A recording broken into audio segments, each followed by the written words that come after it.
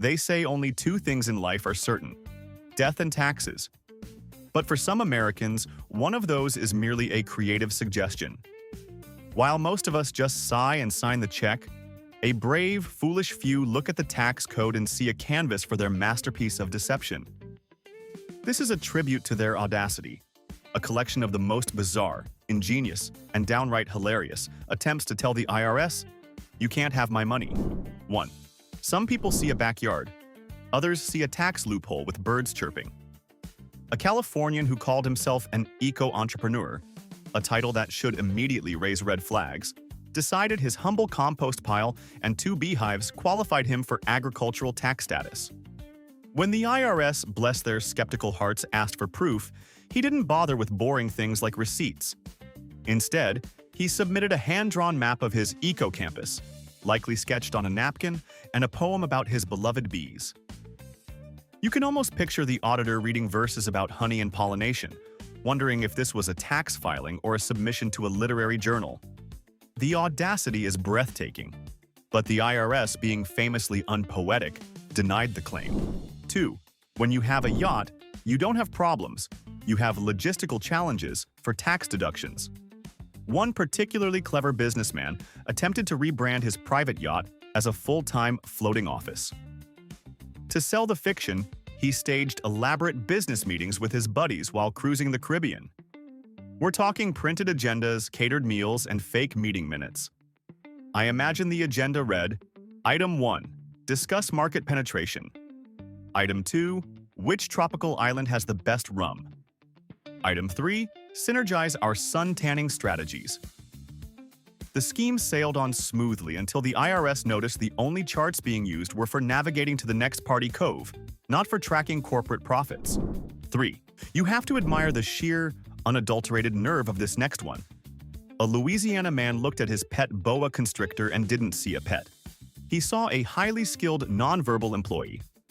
On his tax return, he listed the snake as a salaried property security consultant, insisting its intimidating presence was a powerful deterrent to intruders. But the genius part was trying to write off the heat lamp as office utilities. I can just imagine the conversation with the IRS. Yes, our chief of security requires a precise 85-degree environment to effectively, lie there. The IRS found the entire argument to be a bit of a stretch. 4. In the magical land of Florida, the line between a chaotic party and high art is apparently drawn in neon body paint. A local artist tried to claim thousands in expenses for lights, a fog machine, and glow-in-the-dark everything. His justification: his backyard ragers weren't just parties. They were experimental multimedia art installations. It's a bold strategy, trying to frame what was clearly a low-budget rave as a profound cultural statement. Unfortunately for him, the IRS obtained video footage of these installations, which seemed to feature more spilled drinks and questionable dancing than artistic merit. The claim was promptly rejected. 5. The gig economy creates some truly unique business models, and with them, some truly imaginative expense reports. A woman in New Hampshire, after selling a grand total of 3 crocheted cat hats online, decided it was time to invest heavily in marketing. She attempted to write off a full professional photo shoot for her feline model. This wasn't just a few quick pics. We're talking a rented fog machine, studio lighting, and even a miniature chaise lounge for the cat to pose on. The IRS agent who reviewed the case famously concluded the photos were incredible, but not credible. Apparently, a majestic-looking cat in a tiny hat is not a legitimate business expense. 6. Marriage is a partnership, but one California man decided it was a taxable corporate event.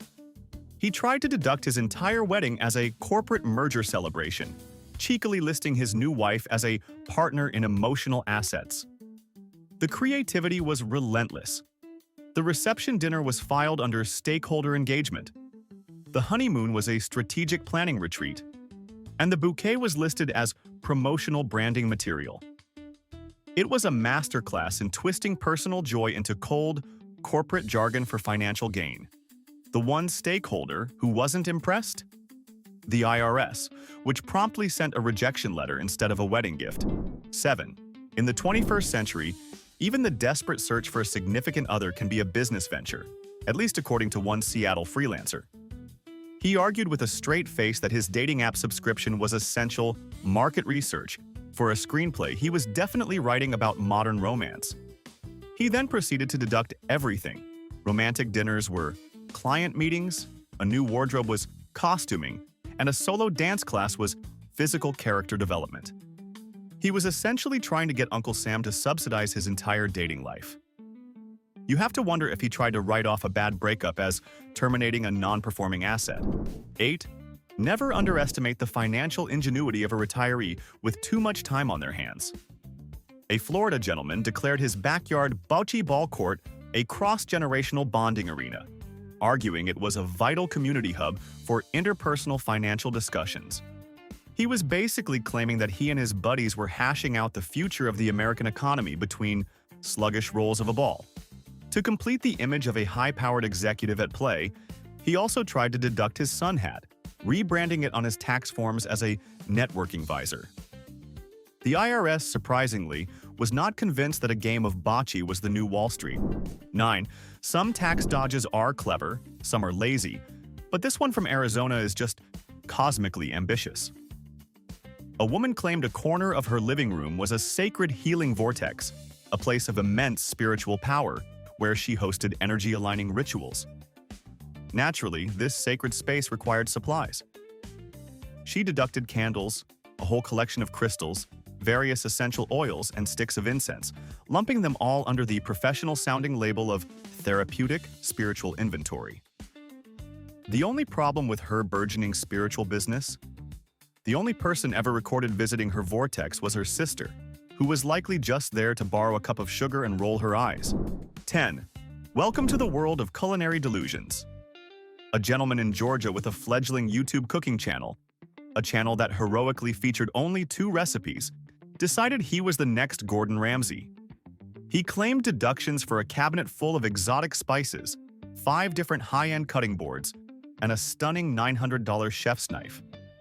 That knife was apparently used exactly once before he presumably got tired and went back to ordering takeout. When the IRS questioned these extravagant expenses for a 2-video career, his defense was simple and poetic. The culinary arts are unpredictable. Apparently, so is the line between being a chef and just owning expensive stuff. 11. Here we have a scheme so brazen it borders on performance art. A Texas couple, eyeing a massive cash injection, staged a full-scale fake wedding. They went all out, rented tuxedos, a live band, and emotionally charged completely fabricated vows in front of everyone they knew. The goal wasn't eternal love. It was collecting thousands in tax-free cash gifts. The entire production was a masterpiece of matrimonial fraud, sailing smoothly until one suspicious relative did some digging and found no marriage license on file. Their return on investment turned out to be a net loss, plus a hefty fine from the one guest who actually audits for a living. Uncle Sam. 12. A Virginia couple looked at their backyard treehouse and saw more than a childhood dream. They saw a tax-deductible corporate asset. They officially designated it a nature retreat space for executive planning, and even drew up a business plan to prove it. The plan detailed intense brainstorming sessions fueled by organic trail mix and punctuated by mindful yoga breaks. When investigators decided to climb up and inspect this high-powered executive hub, they didn't find business charts or strategic plans. They found a mini fridge stocked exclusively with hard seltzer and a dartboard with a picture of their boss's face pinned to the center. 13. A wellness coach in Arizona redefined hustle culture by deducting her daily morning walks as mindful networking sessions. As proof of her productivity, she submitted a portfolio of mid-stride selfies and claimed her expensive walking shoes and post-stroll smoothie bowls were client outreach essentials. She was essentially billing the government for her cardio, implying her most promising business leads were a few confused squirrels and a particularly judgmental garden gnome. The IRS declined to invest in her unique vision of outdoor networking. 14. In a move that sounds like a rejected 80s movie plot, a man in Nevada transformed his garage into what he called a financial dojo. His business? teaching people how to battle IRS anxiety using martial arts metaphors. This wasn't just a concept, he invested in it. He tried to deduct the cost of white robes for his students, several punching bags, perhaps for taking out aggression on Form 1040, and a custom-made banner that proudly read, "Tax like a tiger." One can only imagine his signature move, the W-2 block, and the Schedule C kick. 15. Down in Texas, where everything is bigger, a man hatched a plan for a big tax break. He registered his property as a fully operational goat yoga farm to claim agricultural status. There was just one tiny little problem with his farm. He didn't own a single goat, not one. Instead, he populated his field with life-sized cardboard cutouts of goats, strategically placed them on yoga mats, and played goat sounds from a Bluetooth speaker. He was hoping to fool any potential tax inspector with pure, unadulterated artificial ambiance. It's a bold strategy, banking on the idea that the IRS doesn't do headcount. 16. A man in Georgia submitted a return with a curious deduction for spiritual consulting fees. When the IRS took a closer look, it turned out these fees were payments to a 1 to 900 psychic hotline. Most people would have backed down, but not this guy. He passionately defended the expense, insisting that the psychic's advice had been instrumental in helping him make crucial financial decisions. The irony, of course, is that while the spirits may have been guiding his portfolio, they apparently forgot to mention the most crucial financial decision of all, actually paying his taxes. 17. Some people buy a sauna to relax. Others, like a particularly ambitious man from Missouri, see it as a strategic business asset. He declared his home sauna a mental clarity capsule, which sounds like something from a sci-fi movie. He argued to the IRS that it was absolutely essential for his entrepreneurial visioning sessions. You can just picture him in there, sweating profusely, having groundbreaking visions about profit margins. Naturally, he tried to deduct the full installation cost, the monthly maintenance, and even his favorite eucalyptus oil under the incredibly corporate-sounding category of leadership development. The IRS was left to imagine how much leadership can truly be developed in a 180-degree wooden box. 18. In Illinois, one man decided to merge the joy of frozen treats with the misery of tax season. He converted an old ice cream truck into what he proudly called a mobile tax preparation studio. There was one small catch. The truck still played that familiar, slightly creepy circus music and continued to sell popsicles to neighborhood kids. His brilliant justification for this bizarre hybrid business? He claimed he was giving out free, unsolicited budgeting tips with every ice cream cone sold. One can only imagine trying to discuss capital gains and deductions while a child is screaming for a Choco Taco, and the Pop Goes the Weasel jingle is playing on a loop. 19. High in a tree in South Dakota, a bold tax scheme was born. A man claimed his backyard treehouse wasn't for his kids, but was actually a fully furnished guest house for international interns who were coming to work for his completely non-existent startup. To add a layer of authenticity to this fantasy, he even submitted fake email transcripts as proof of their applications. The problem was, all the international applicants wrote with the exact same grammatical errors and folksy tone as the homeowner himself. It was the kind of transparently bad forgery that's almost more insulting than the lie itself. 20. A Pennsylvania man looked at his backyard tiki bar, the kind with bamboo siding and a thatched roof, and saw an opportunity for global diplomacy. He attempted to register it as a mobile outreach unit for cultural appreciation. His argument was that the hand-carved tiki masks and his carefully curated menu of exotic rum drinks were helping to foster international understanding in his suburban neighborhood. It's a noble goal, but the IRS had trouble connecting the dots between a piña colada served in a coconut and a significant contribution to world peace. The deduction was, not surprisingly, denied. 21. Over in South Carolina, a woman with a dream decided her karaoke machine was a legitimate business tool, dubbing it a verbal confidence amplifier for practicing pitches. As proof, she submitted audio recordings of herself belting out ABBA hits, insisting that a powerful rendition of Dancing Queen was a core part of her personal branding strategy. She was building a brand, all right, a brand of someone who thinks the key to a 7-figure deal is a flawless chorus of "Gimme, gimme, gimme." The IRS, however, determined that her vocal talents, while perhaps impressive at parties, did not qualify as a deductible corporate asset. 22. In a move familiar to procrastinators everywhere, a wannabe screenwriter in New York tried to deduct his entire library of streaming subscriptions. We're not just talking Netflix and Hulu. He even included a niche, horror-only app. He classified all of it as essential research materials for a screenplay that, conveniently, he had never actually started writing. When questioned, he claimed the project was still in emotional development. He was essentially asking the government to fund his binge-watching habit under the guise of artistic preparation. 23. A couple from Montana took the concept of a staycation to a new tax-deductible level.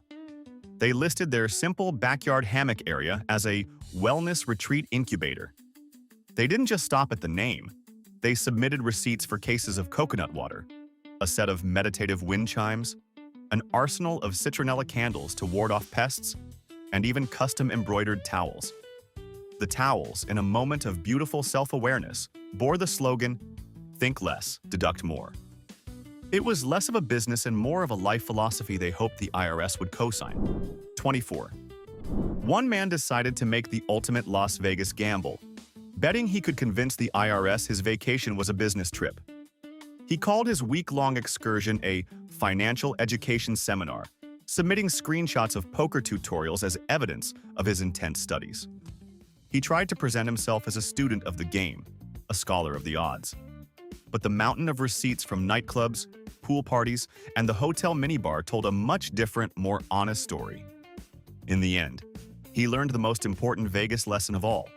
The house, in this case, the IRS, always wins. 25. A retiree in North Carolina viewed every local garage sale not as a weekend hobby, but as a strategic business opportunity. He attempted to deduct every single purchase he made, from ugly Christmas sweaters to a sputtering lava lamp, under the incredibly official-sounding category of vintage asset recovery. When questioned, he claimed he was single-handedly rebuilding America's resale economy, one impulse buy at a time.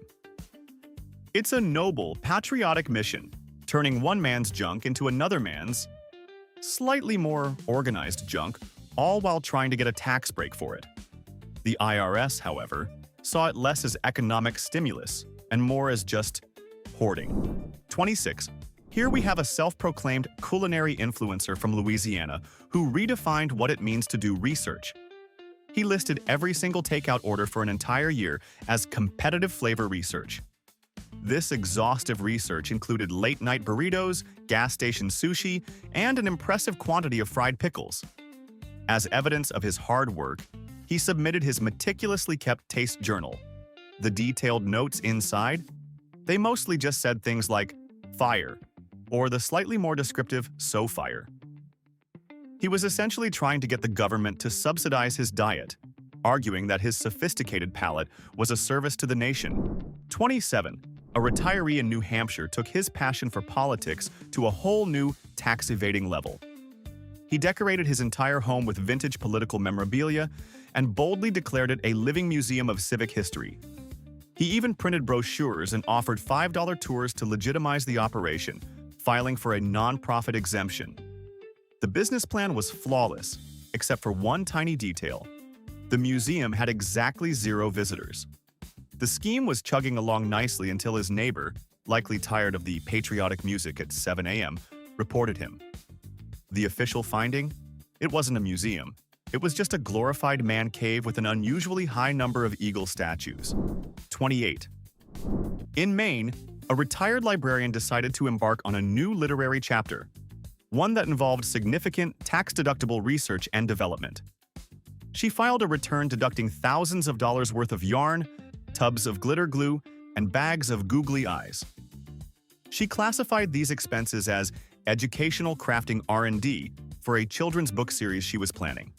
The only issue was that this book series had yet to be outlined, let alone written or even named. She was trying to deduct the cost of supplies for a project that existed only in her imagination, hoping the IRS wouldn't question the business case for a whole lot of glitter. 29. A small business owner in Arizona decided to take office wellness to the next level. he officially listed his golden retriever as the company's certified wellness consultant. With this new title, he attempted to deduct not only the standard dog treats and grooming sessions, but also an astonishing $2,000 in doggy spa treatments. His argument? The pampered pup played a crucial role in boosting office morale.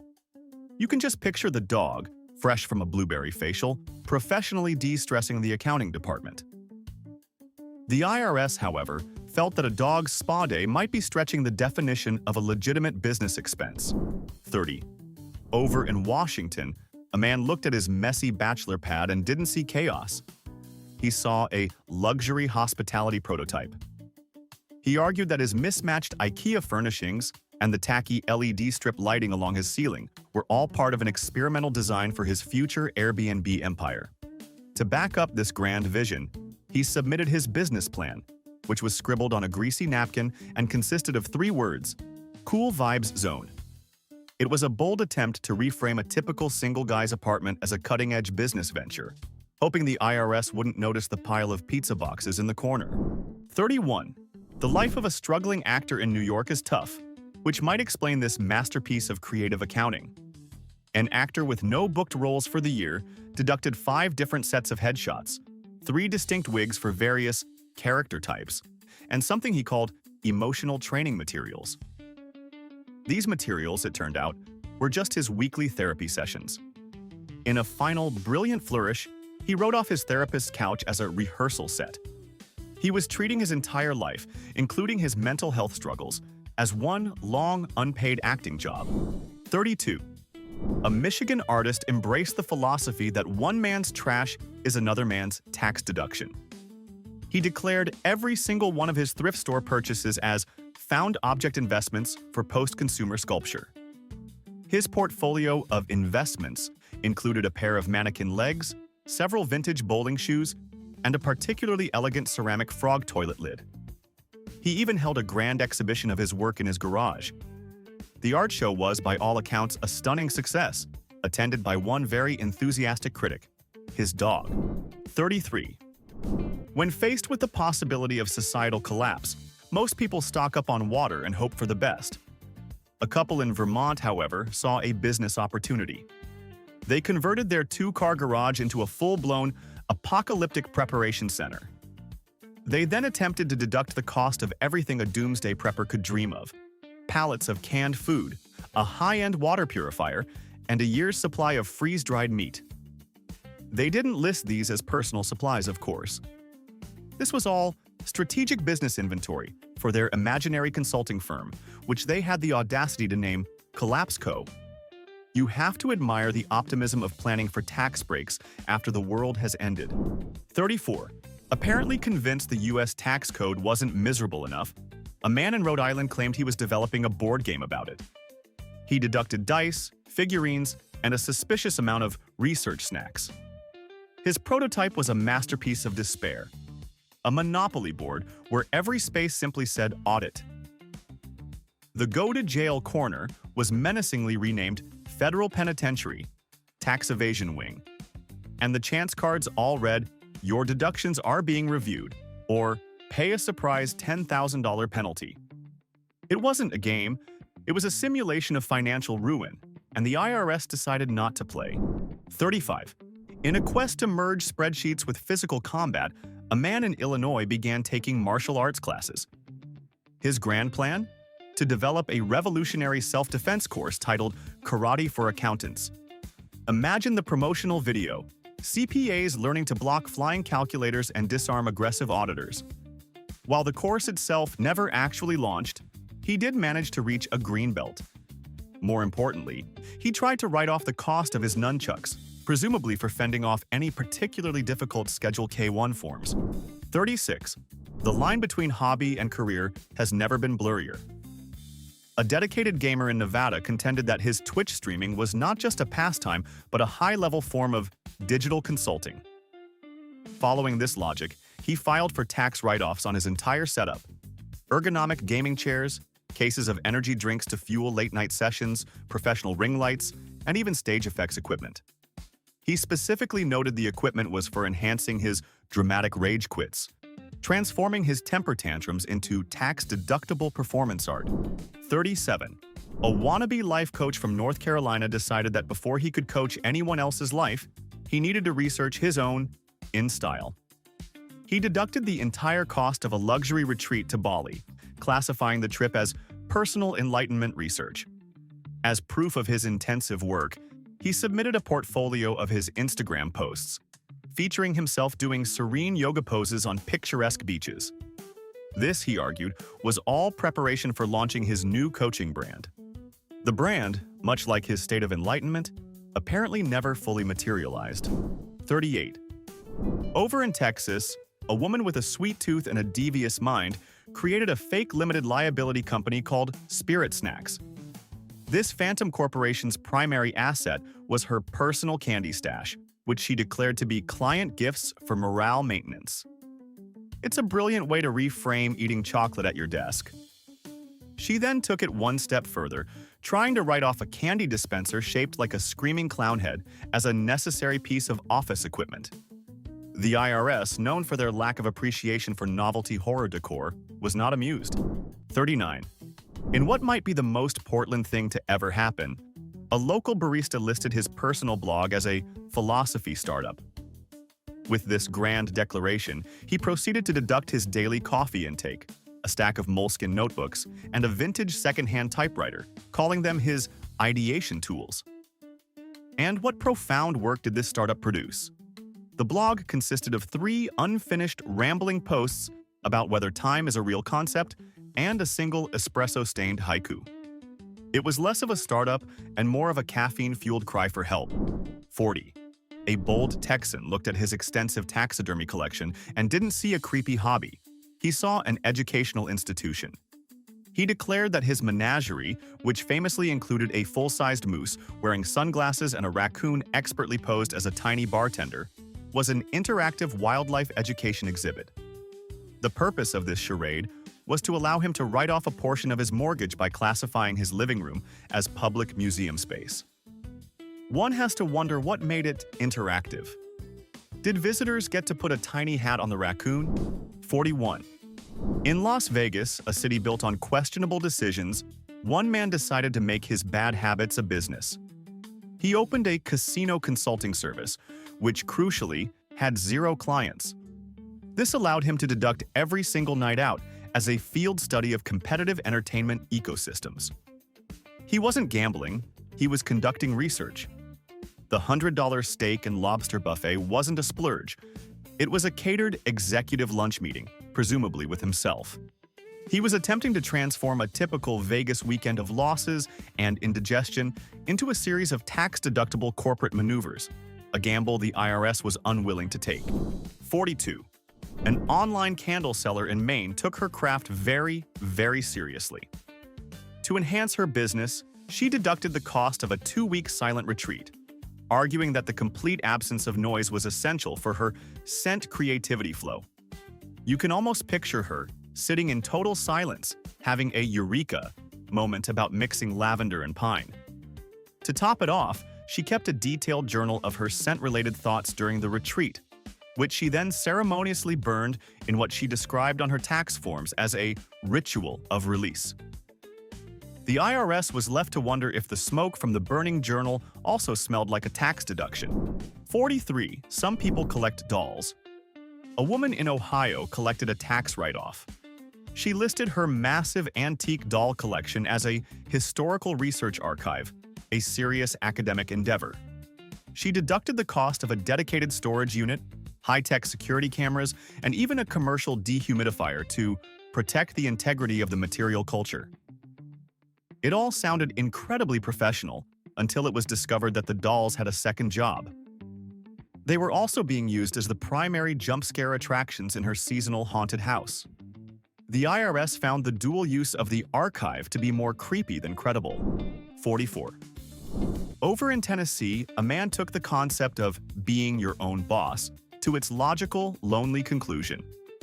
He argued that his karaoke machine and a ceiling-mounted disco ball were vital tools for building team morale within his one-man LLC. He was both management and the entire workforce, apparently in desperate need of a morale boost. In a final flourish of fiscal audacity, he also deducted his favorite glitter blazer, classifying it as essential client engagement attire. One can only imagine his weekly team-building exercises, singing duets with himself under the sparkling lights. 45. In Kentucky, a man decided his cat was an untapped business asset. He opened an LLC for his feline friend, brilliantly named Whisker Ventures.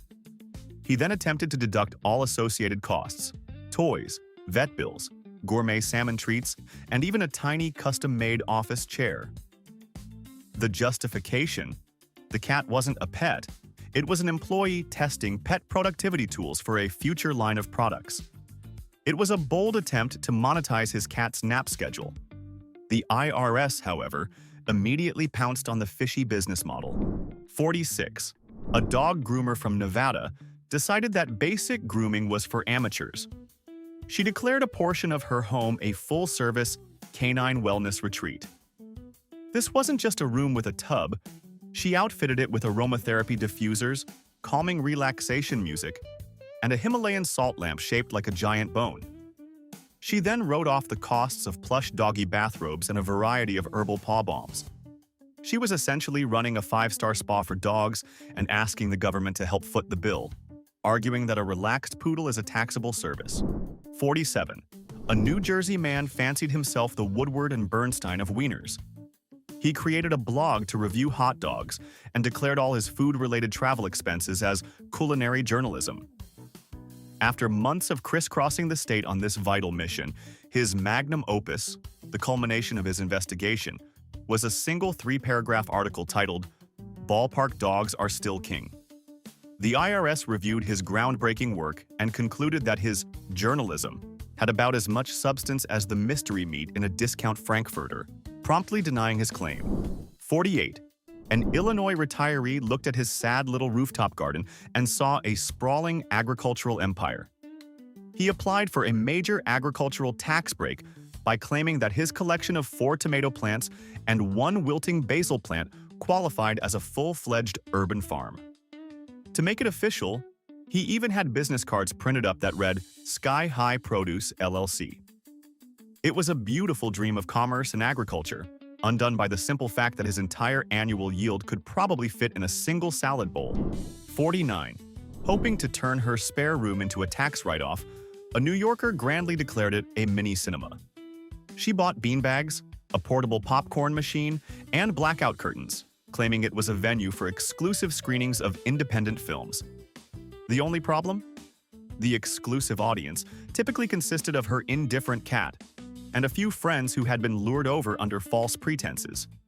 The IRS determined that an operation whose main clientele are individuals you have to bribe with popcorn doesn't quite meet the definition of a legitimate business, bringing the curtain down on her cinematic tax scheme. So, there you have it. 49 reminders that the line between a business expense and pure delusion is thinner than you think. Now be honest, we know you've stared at a receipt and had a dark creative thought. What's the most ridiculous deduction you've ever almost claimed? Don't be shy. The comment section is a judgment-free, non-auditable zone.